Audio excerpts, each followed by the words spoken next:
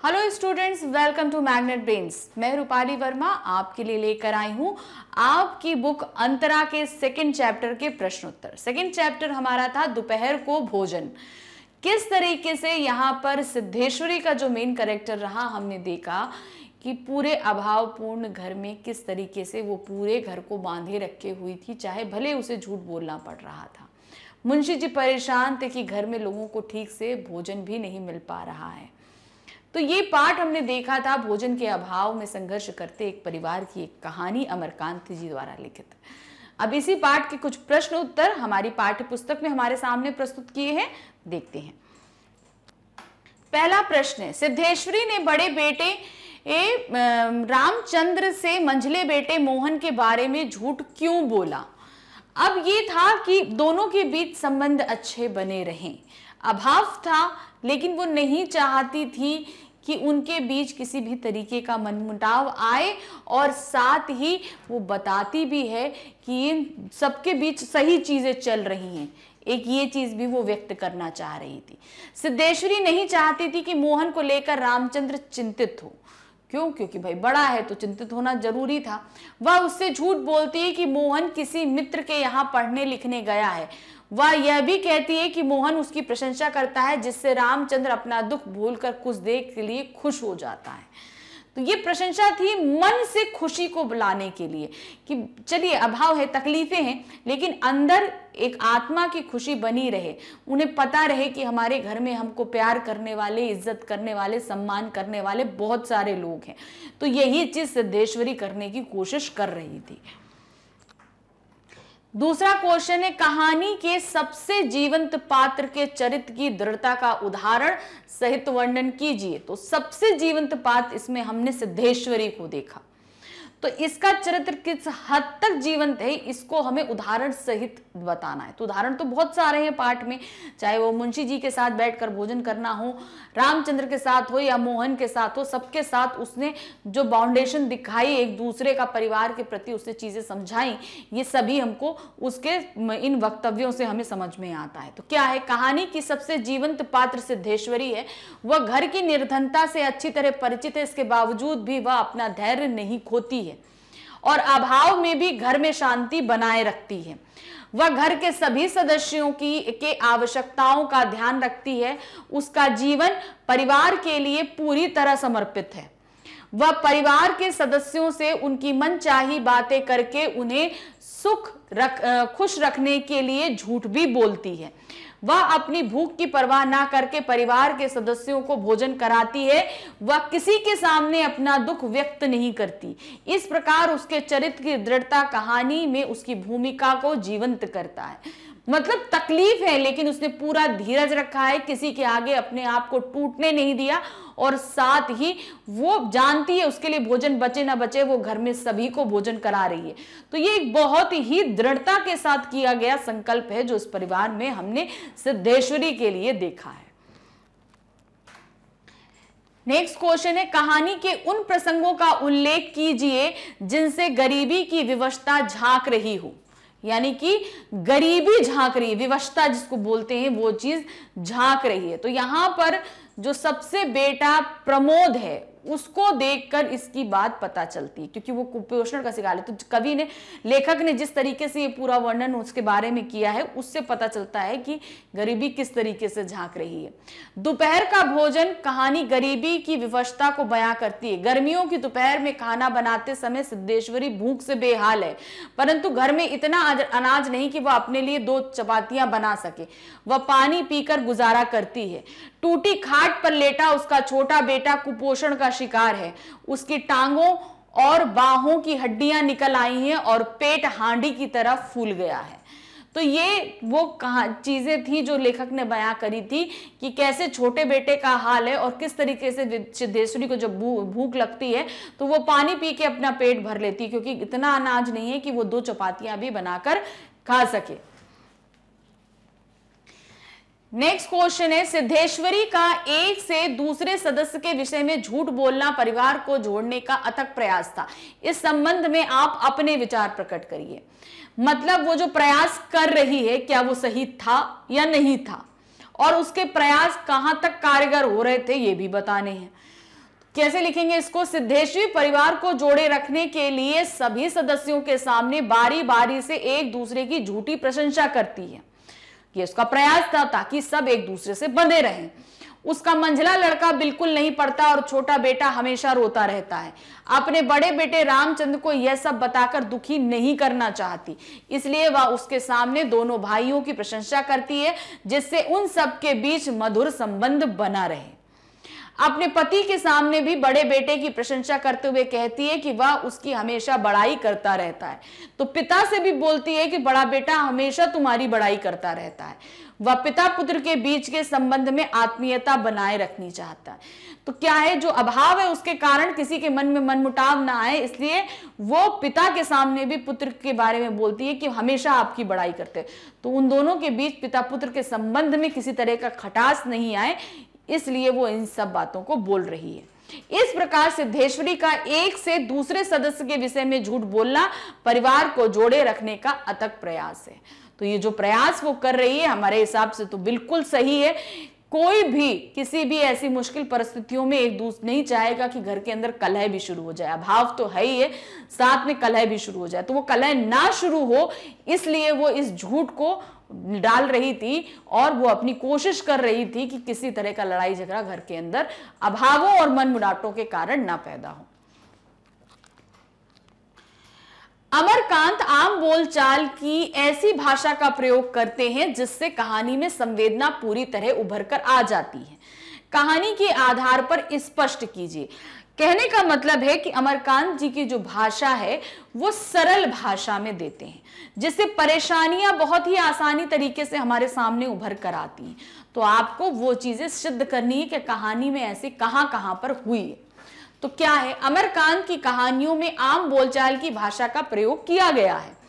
उनकी कहानियां भारतीय जीवन के अंतर्विरोधों का सजीव चित्रण करती। अंतर्विरोध मतलब जो आपस में द्वंद्व चलते रहते हैं, चाहे जातियों के बीच हो, मनुष्यों के बीच में हो, नर नारी के बीच में हो, सामाजिक मान्यताओं के बीच में हो, कोई भी अंतर्विरोध हो, उन अंतर्विरोधों के ऊपर इनकी कहानियां रहती हैं।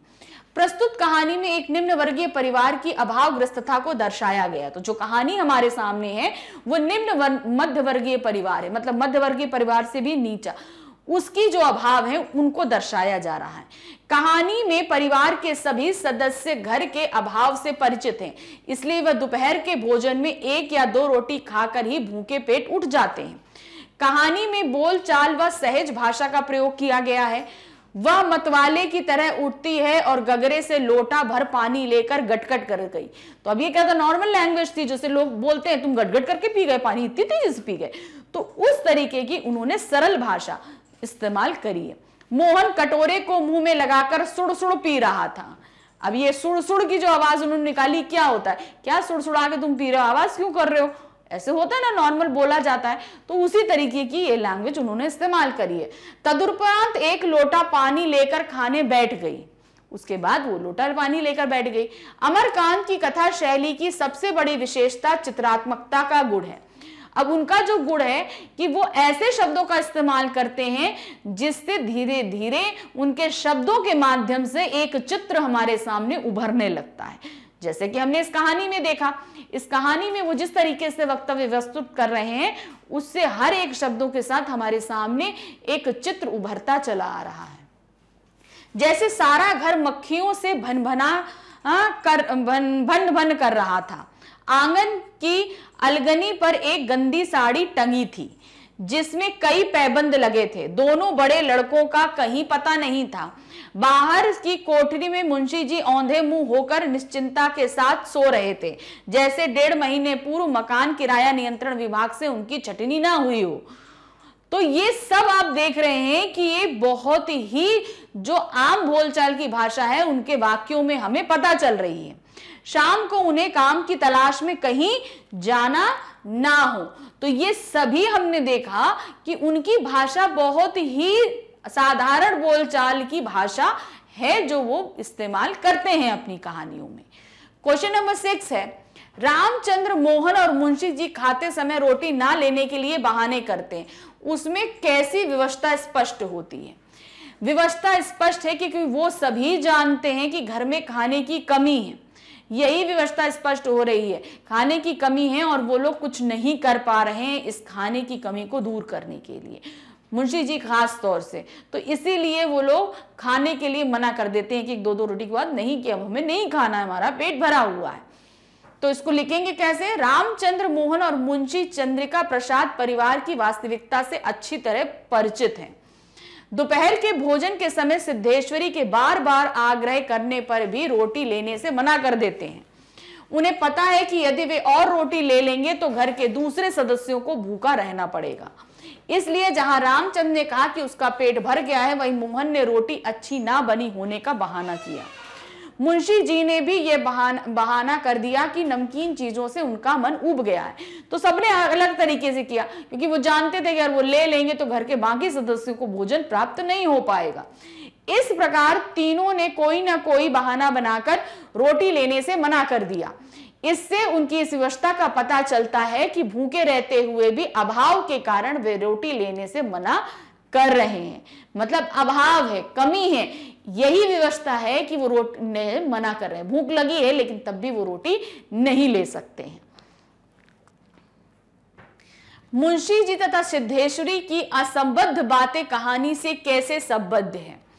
अब वो जैसे बहुत तरह तरह की बातें करते हैं, जैसे कहा आपने बोला आंगन में मक्खियों का होना, तो मक्खियां हैं यानी कि अभाव है, इसलिए मक्खियां भिनभिना रही हैं चीजें। तो बहुत सभी बातों का संबंध कहीं ना कहीं कहानी के अंतर्गत हमें दिखाना है कि कैसे दिखाया गया है। तो इसको इस तरीके से दिखाएंगे।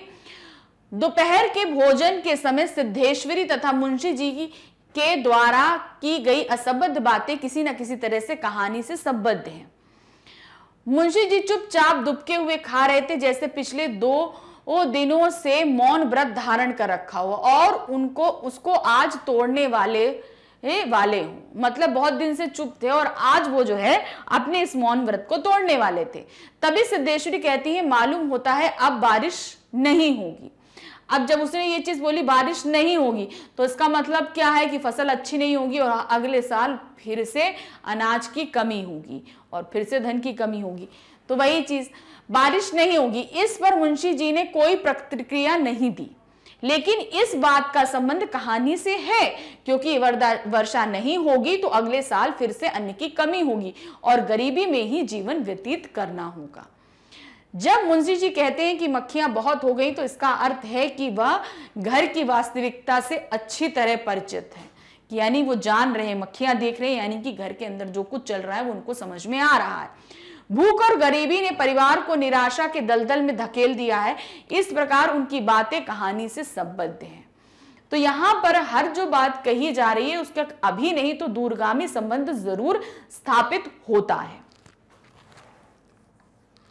नेक्स्ट क्वेश्चन है, दोपहर का भोजन शीर्षक किन दृष्टियों में पूर्णतः सार्थक है? तो अब जो शीर्षक दिया गया है दोपहर का भोजन, इसकी सार्थकता सिद्ध हो रही है या नहीं हो रही है, ये चीज बतानी। जाहिर सी बात सिद्ध हो रही है कि दोपहर के भोजन पे ही सारी कहानी डिपेंडेंट है और ये बताई जा रही है, सारी कहानी उसी से है कि दोपहर के भोजन में ही सारी कहानी घटती है, उसी से सारे अभाव पता चलते हैं, सारे पात्रों के परिचय पता चलते हैं, साथ ही उनका बिहेवियर भी पता चलता है। तो इसलिए मेरे हिसाब से तो सार्थक पूरी तरीके से है वो। दोपहर का भोजन, कहानी की नायिका सिद्धेश्वरी दोपहर का खाना बनाकर अपने परिवार वालों का इंतजार करती है। सबसे पहले उसका बड़ा बेटा रामचंद्र भोजन करने आता है, अनमने मन से भोजन करके चला जाता है। उसके बाद उसका मंझला बेटा और फिर उसका पति आता है। घर में भोजन के अभाव के कारण सभी कम खाने में ही पेट भरने का बहाना बनाकर चले जाते हैं। अंत में सिद्धेश्वरी भी आधी रोटी खाकर ही अपना पेट भरने का प्रयास करती है। इस प्रकार पूरी कहानी में दोपहर के भोजन से संबंधित दृश्य को ही दर्शाया गया है। मतलब पूरा जो कहानी है वो दोपहर के भोजन से ही चल रही है। इस दृष्टि से दोपहर का भोजन शीर्षक पूर्णतः सार्थक है। क्यों? क्योंकि भाई सारे पात्र इसी दोपहर के भोजन में दिखाए गए, सबकी बातें इसी दोपहर के भोजन में हुई, सारा अभाव, सारा खाका, सब कुछ इस दोपहर के भोजन के अंतर्गत ही हमें दिखाया गया। इसलिए ये कहानी बिल्कुल, कहानी का शीर्षक एकदम सार्थक है इस कहानी के लिए। नेक्स्ट क्वेश्चन है, आपके अनुसार सिद्धेश्वरी के झूठ 100 सत्यों से भारी कैसे हैं? अपने शब्दों में उत्तर दीजिए। जाहिर सी बात है, जो झूठ अच्छे के लिए बोला जाए वो 100 सत्यों पर भी भारी होता है। तो यहाँ पर सिद्धेश्वरी जो झूठ बोल रही थी वो अपने घर के अभावों को जो है छिपाने के लिए, एक तरीके से एक दूसरे के संबंधों को बनाए रखने के लिए बोल रही थी, यानी कि वो अपने घर के लिए भी इन झूठों को बोल रही थी। तो जाहिर सी बात है, सच बोलकर वो अपने घरों में मनमुटाव पैदा नहीं करना चाहती थी, तो इसलिए वो उन झूठों से ही अपने घर के अंदर किसी भी तरीके के उठ रहे उपद्रव को रोक देना चाहती थी। वही उसने किया। सिद्धेश्वरी के झूठ 100 सत्यों से भारी हैं, क्योंकि वह अपने परिवार वालों को एक दूसरे की सच्चाई बताकर दुखी नहीं करना चाहती। यदि वह अपने बड़े बेटे से कहती कि मोहन कहीं बाहर घूमने गया है, तो दोनों भाइयों के बीच लड़ाई हो जाती। वह परिवार की आर्थिक स्थिति से अच्छी तरह परिचित थी। उसका बड़ा बेटा रामचंद्र छोटी मोटी नौकरी कर किसी तरह परिवार का गुजारा कर रहा था, इसलिए वह उससे झूठ बोलती है कि मोहन अपने मित्र के यहाँ पढ़ने गया है। अपने पति से भी वह अपने बड़े बेटे के बारे में झूठ बोलती है, ताकि पिता बेटे के बीच प्रेम बना रहे। इस प्रकार वह झूठ बोलकर सभी सदस्यों को प्रसन्न रखना चाहती है। एक तो अभाव की तकलीफ तो है, लेकिन दिलों के अंदर किसी तरह की दूरी ना आए, इसलिए इन झूठों का सहारा सिद्धेश्वरी लेती है। नेक्स्ट क्वेश्चन है, आशय स्पष्ट कीजिए। अब आपके सामने वक्तव्य है, उसका मतलब आपको बताना है। क्या चीज दी? वह मत वाले की तरह उठी और गगरे से लोटा भर पानी लेकर गटगट चढ़ा गई। अब ये कब घटा था? जब वो दोपहर में खाना बना रही थी, उसको भूख लगी थी, तो घर में इतना खाना नहीं था कि 2 रोटी अपने लिए बना पाती, तो उसने अपनी भूख को दबाने के लिए गगरे से जो है घड़े से पानी लेकर पी गई थी। तो क्या दिया? सिद्धेश्वरी दोपहर का भोजन तैयार करने में लगी हुई है।